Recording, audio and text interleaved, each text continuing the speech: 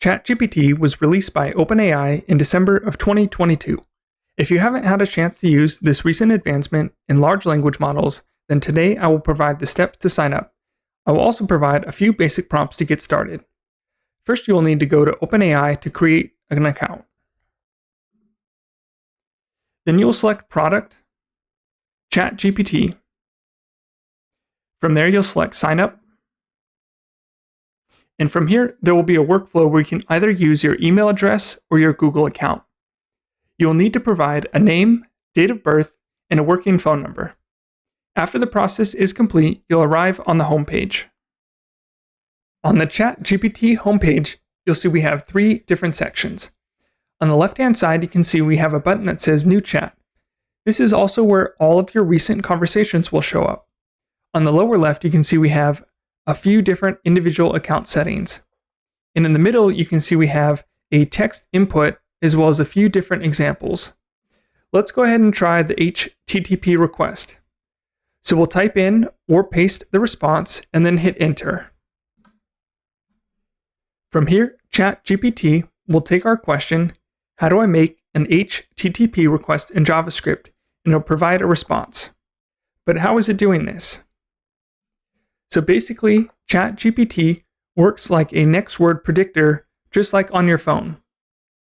What it's doing is it's breaking down each word into a character or token, and it's predicting what the next most probable character, token, word, sentence, or phrase will be based on the previous ones. The GPT models like ChatGPT and the underlying models like GPT-3, 3.5, and GPT-4 all work within a context window. So what this means is that there's a series of tokens and it's going to predict what the next token is, but it also maintains an awareness of all the individual tokens in parallel. So that way it can provide a different train of thought besides just the next one. So what this means is there's a context of the overall message or overall information. That way it can produce a better result for an output. This also means that we can provide a new chat or response, and it's going to take in the previous context in its next output. Let's go ahead and type in a new question. So previously we were talking about JavaScript, which is the underlying language. But what about React? React is a JavaScript framework, but the syntax is a little bit different. So I'll type in JavaScript is great, but what about React? And so it's going to take the previous context that it had about JavaScript, and it knew that it was writing an HTTP request. So next, it's going to go on to React. It's going to provide a few examples of React and the implementation and the syntax based on our previous questions. So providing a few basic examples of programming is pretty cool, but what else can ChatGPT do? And for that, I want to take you to my personal account, which has the paid version. So there's a few extra bonus features. So now on my personal account, you can see I have quite a few more conversations, as well as an option up here to select between the different models. On the previous one, there was a default model, and it was Text DaVinci. Over here, you can see that we have a few different options. The latest GPT-4 model and the legacy 3.5 models. Also, if you have access to the plugin model, you can try it here. So we'll do a quick example of the plugin model. So basically what this does is it allows a user to access the web through a few different plugins. Without going into too much detail, what a plugin is, basically the language model understands sentence structure as well as grammar, and it also has keywords it can pick out. So for this one, the plugin model, there's a few different keywords that if it finds in the context, it'll use the plugin and incorporate the internet and however the plugin works into the context window. This could be seen by something as simple as order a pizza.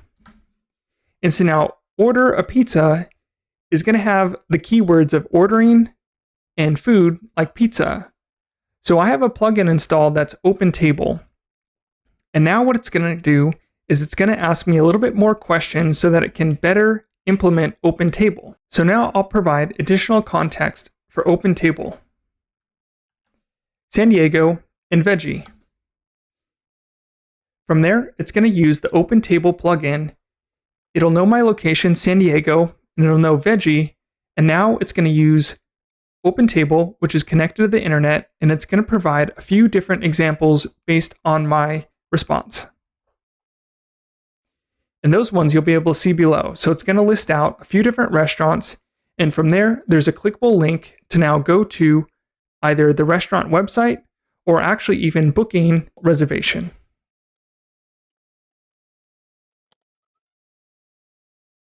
So while ChatGPT is not actually connected to the internet, it in itself is just a language model that understands sentence structure, grammar, and a few other small details, but limited to 2021. But with the new features, like the plugin model, we now have access to use syntax and keywords to access the internet and provide the correct context to be able to use things like OpenTable and different math models. That way we can have up-to-date information. So now let's go ahead and try a new prompt. We'll go over to new chat. We'll change the model to GPT-4, and we're ready to type in the new prompt. Let's generate an email to my boss explaining why we need a vending machine in the office. And this is great because it's going to provide an email template that we can also put our boss's name or any additional information in. And what's really helpful about these models is it's going to produce a response for an email specifically on what we asked.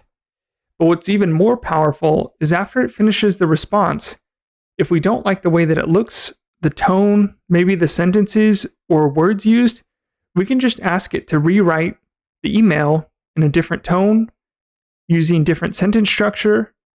I don't know, maybe something a little bit more informal, but it allows us to provide more context to ChatGPT to change how we want the output to actually look or sound. So you can see it's almost done finishing. So that seems a little bit long. I don't think our boss would read the whole thing.